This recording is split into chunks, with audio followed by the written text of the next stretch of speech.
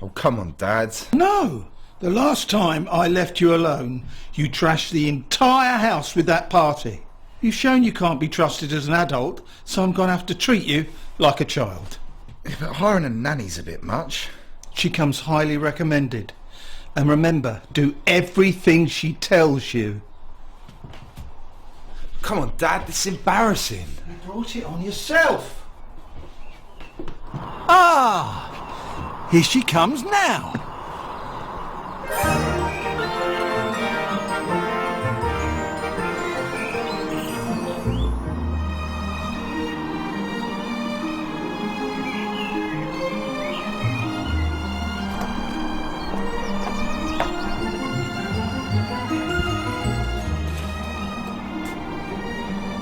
I'll see you Monday.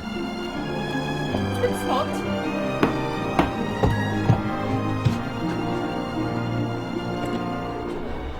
Don't you think this room could do with a spot of tidying, Daniel?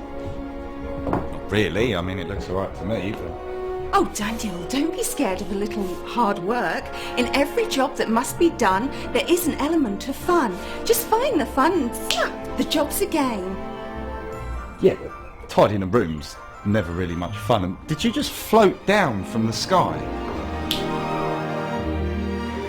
Holy fuck. How did you do that? You just click your fingers and make sure you're having fun.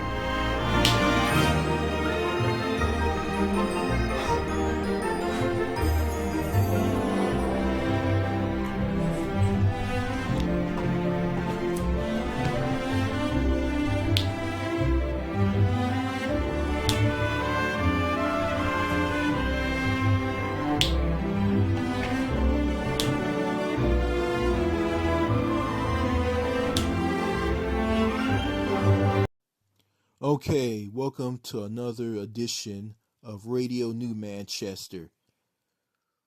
This is Richard, the owner of the New Manchester YouTube channel. And in this edition of Radio New Manchester, I'm going to be talking about what will happen if the British all universally look down on Americans. And I'm going to go ahead and read this. It's something that I found online, and here it is. What will happen if the British all universally look down on Americans?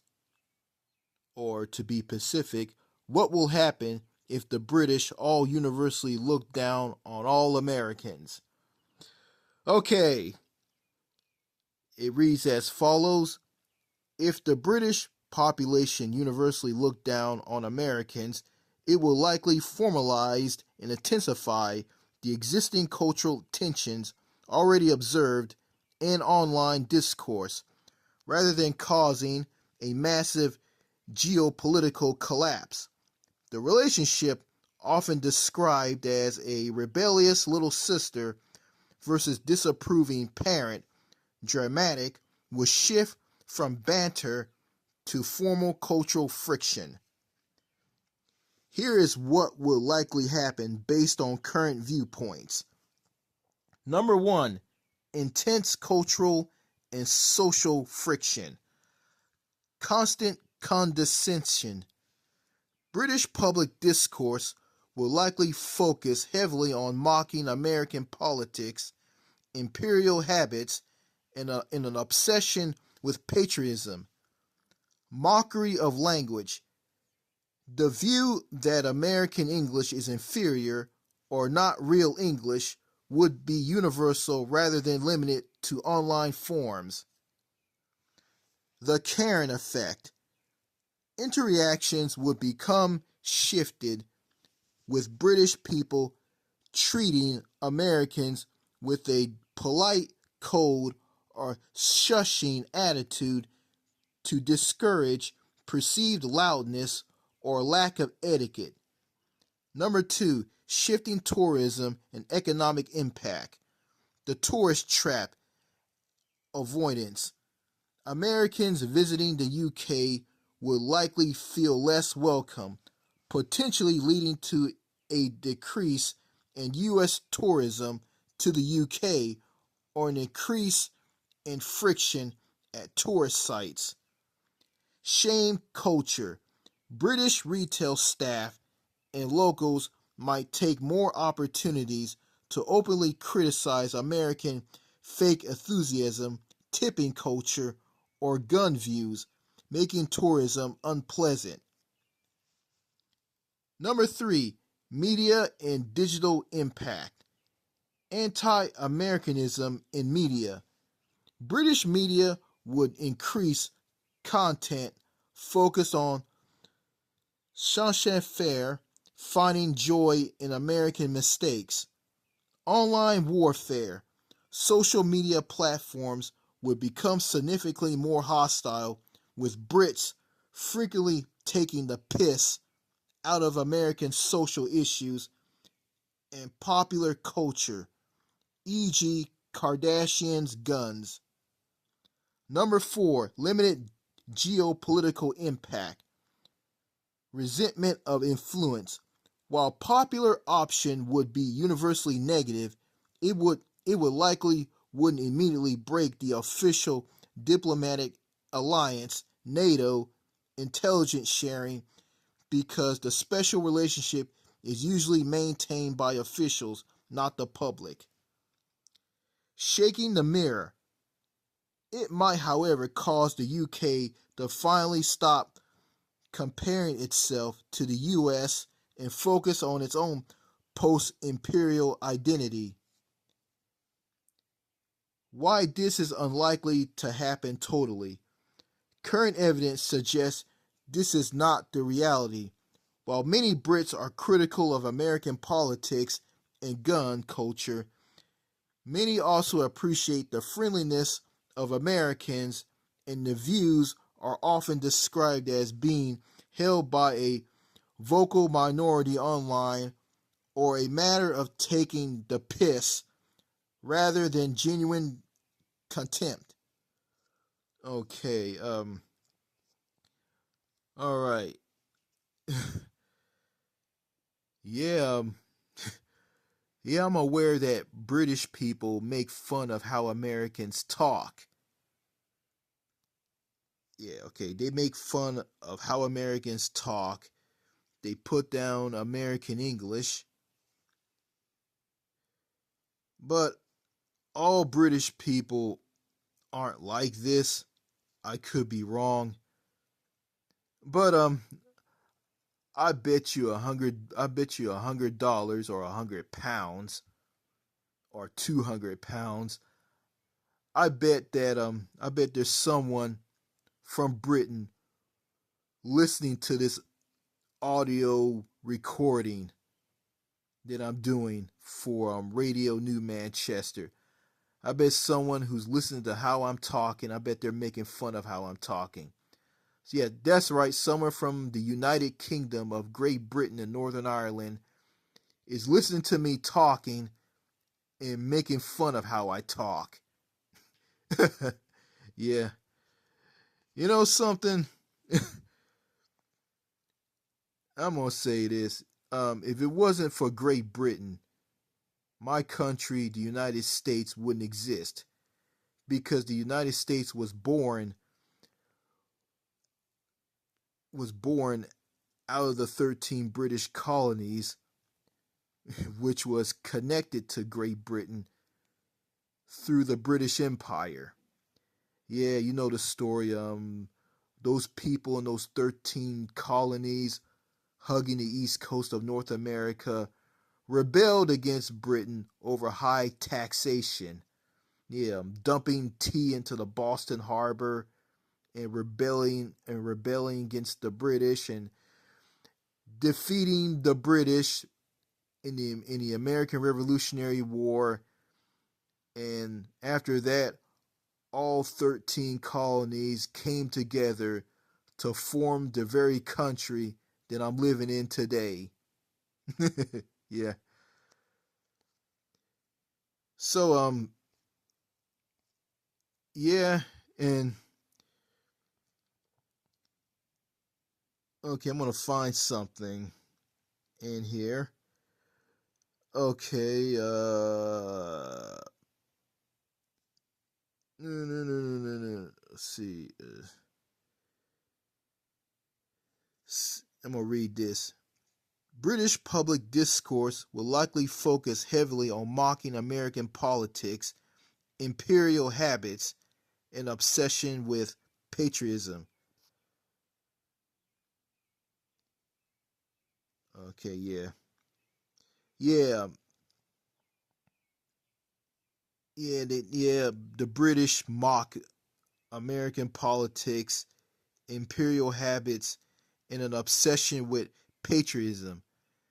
And I'm not very patriotic. I mean, I'm not all about rah rah rah rah America. America's the greatest country in the world. We have so much freedom. Rah rah rah. I'm not into that stuff. And I'm not. I think it's kind of corny and ridiculous, man. Like people waving the American flag, people putting American flags outside their homes, flying them outside their homes, which is perceived weird by people from France and other countries. Yeah, I'm not into all of that shit. All that corny star-spangled Americana bullshit. I'm not into that. I guess if I'm not into all of this stuff, that's un-American. I really don't give a shit, really.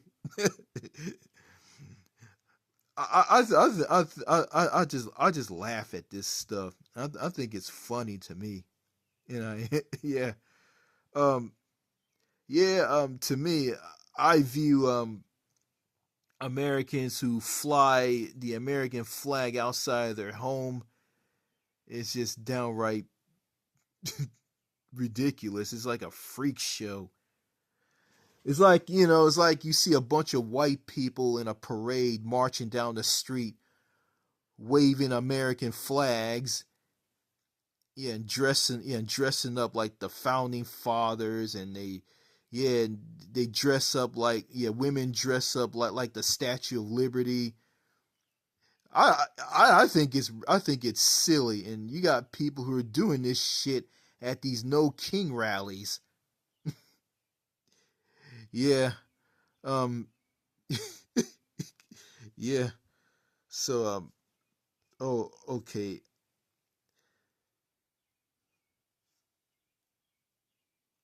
Okay, I'm gonna find something here that I read.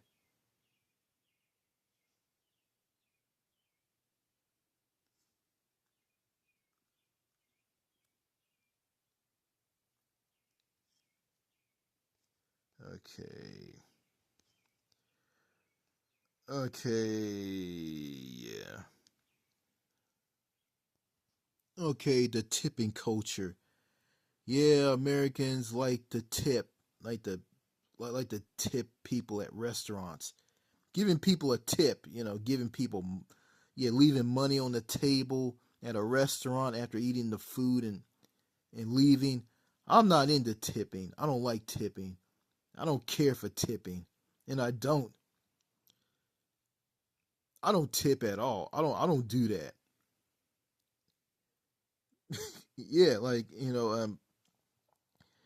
the tipping culture is caused by greedy restaurant owners who don't pay their employees enough money, so the employees gotta rely on tips to survive.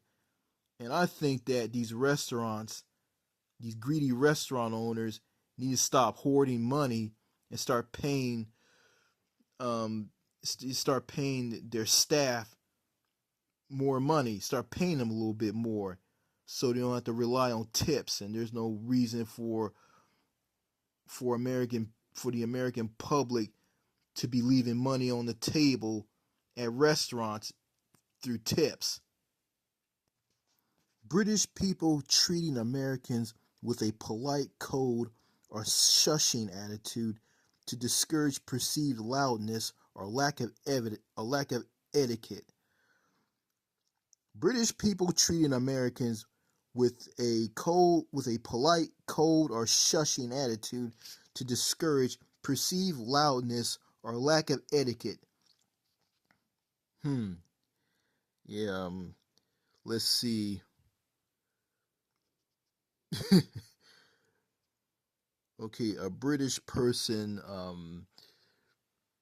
A British person is this big, tall man. The big, tall man represents a British person, and the teeny tiny man represents an American from the United States. And yeah, the shushing is like this, or polite code or shushing attitude will be like this. Um, the big tall British man will raise his foot up and aim it at the tiny American man and crush him like a cockroach. That's what that sounds like.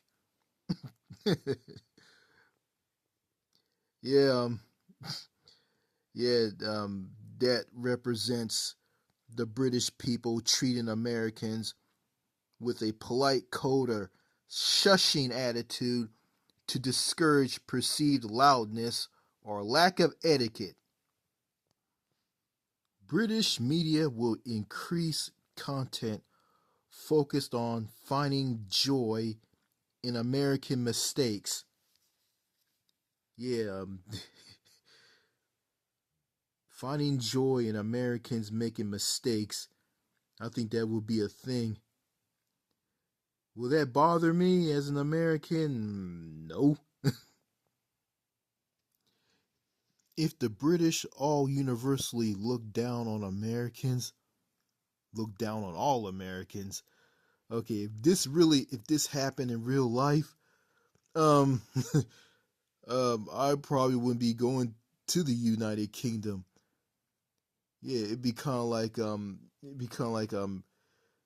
Canadians boycotting America and never coming here.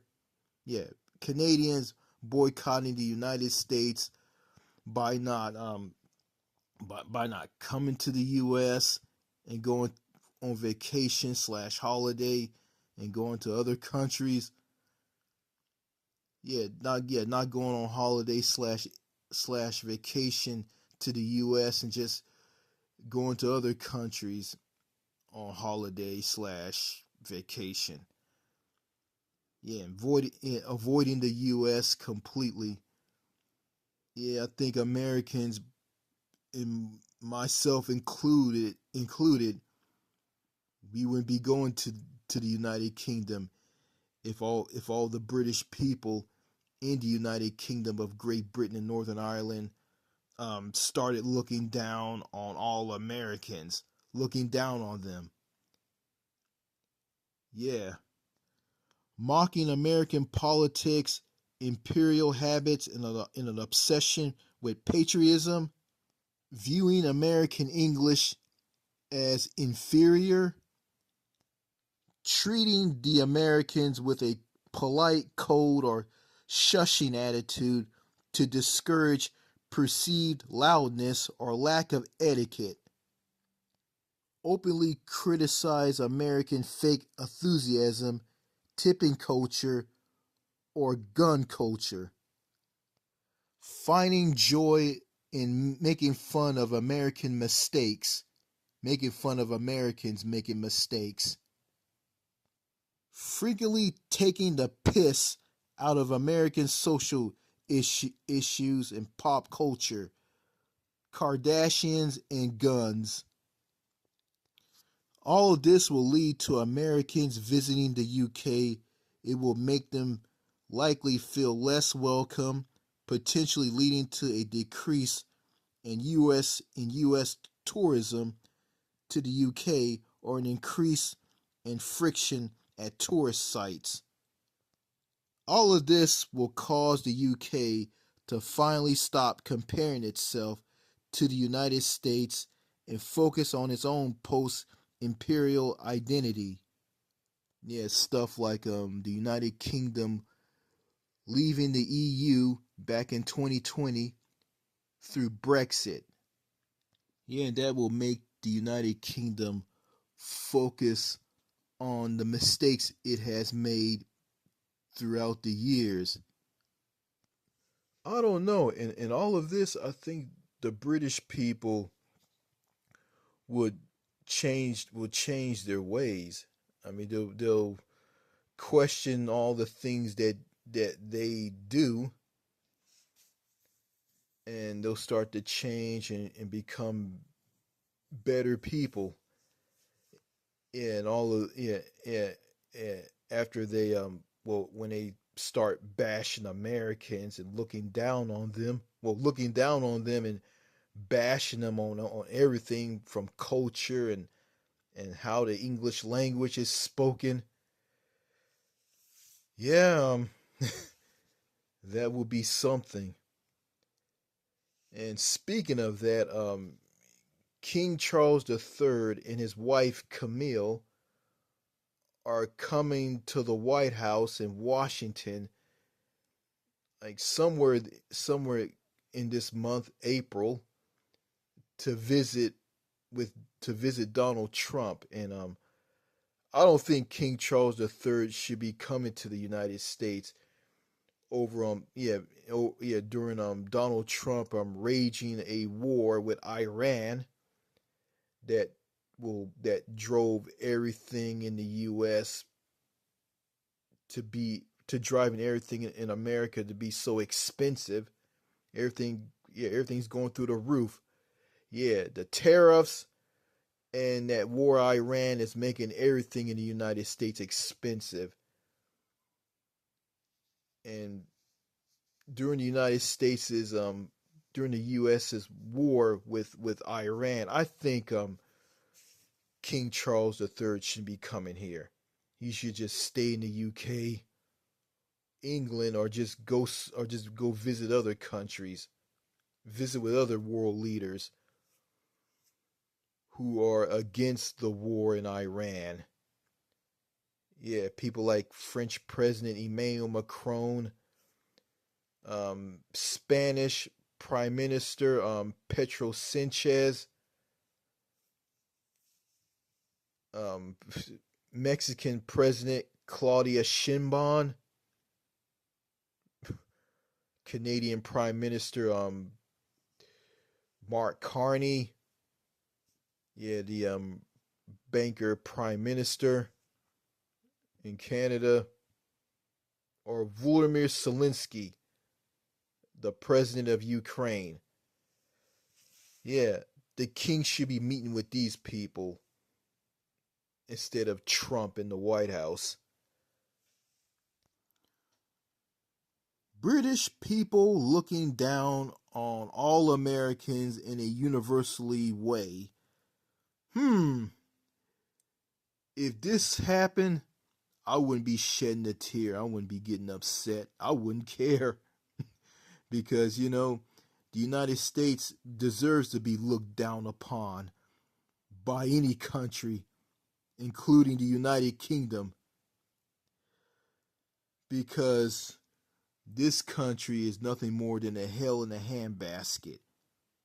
And I think it'd be a lot better for me if I stopped living in this country.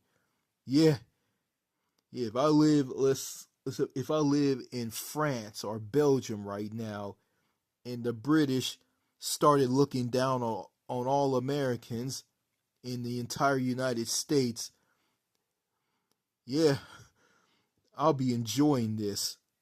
It will put a smile on my face. I will be happy, and I will, because I can't stand the culture here in the U.S. I can't stand the people.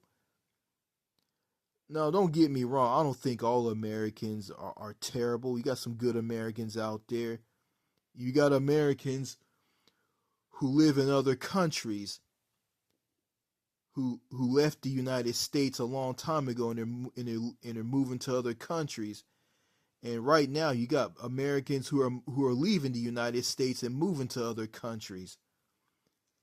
Yeah, and this is going to keep repeating itself throughout the future. And those Americans who left the United States, who are living abroad, they made the right decision, because they know that their home country is just falling apart piece by piece. Then you got these patriotic Americans who beat their chests and say this: if those Americans want to move abroad, that's up to them. I'm proud to be an American. I love America. I'm proud to be an American. Freedom. Yeah. Yeah.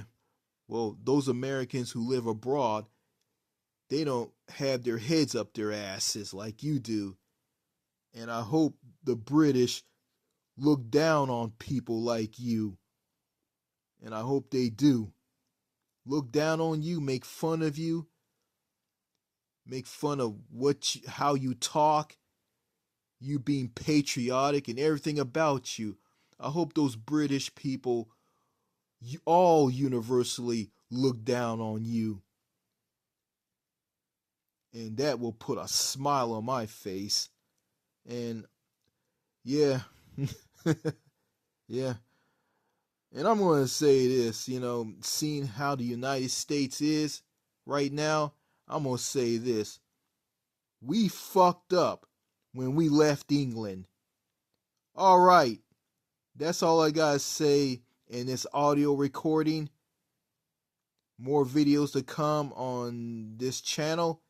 Thank you for listening to this special edition of Radio New Manchester. I'm out. Cheers and au revoir. Merci beaucoup. Au revoir. Merci. This is large fries in America. This is large fries in England.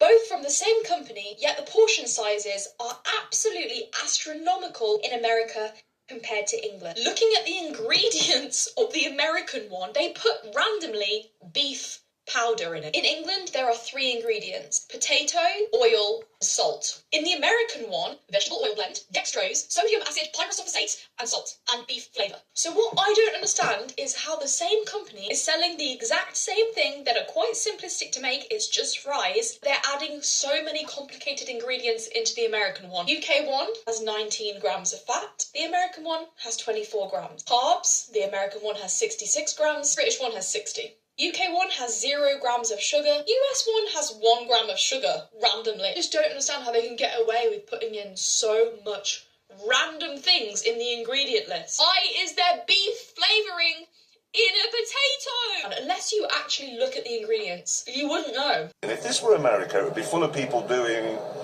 whatever it is they do. Incest, mostly. God, Florida's awful. Nasty insects, old people, fat people, a lot of people who all offer you cheese. Want cheese with that, want cheese with that, and then shoot you.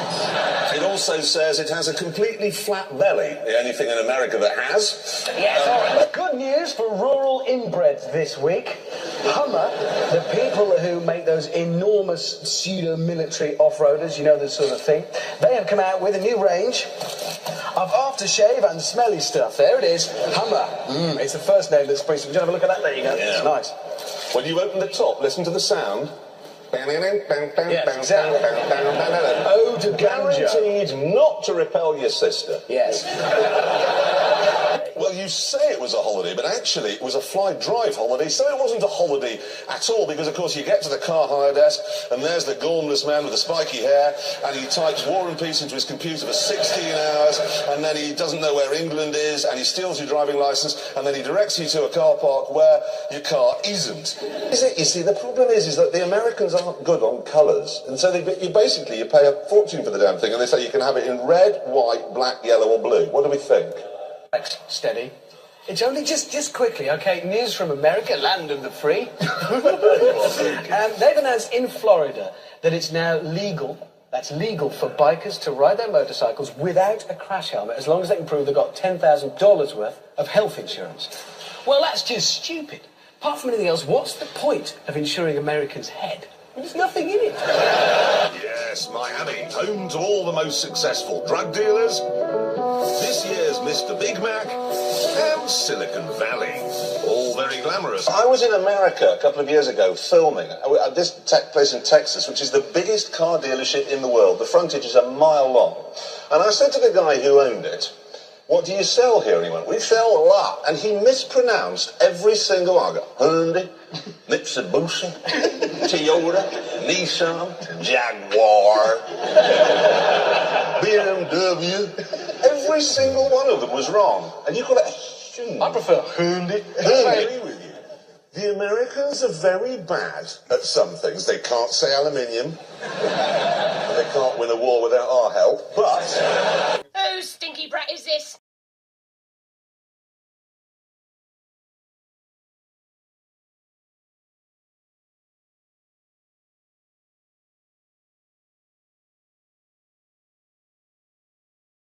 He was absolutely fucking useless.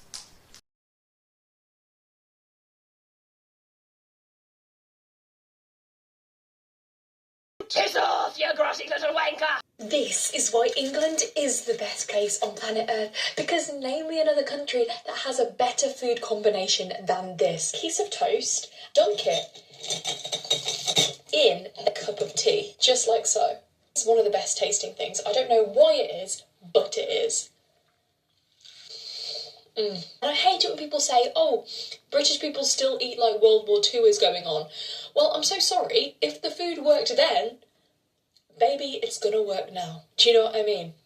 Like, don't knock it until you haven't tried it. Do you know what I mean? It's excellent because we all love toast, we all love tea. Why not say 1 + 1 = 2? Also, we've got to be on white bread because, of course, white bread is the best. Dunk it in there. I think that you've definitely got to try it at least once in your life before you knock it. If you haven't tried it, don't put your opinion in. Don't. I'm so sorry. If you haven't tried it, you don't know what it's like. So, shh.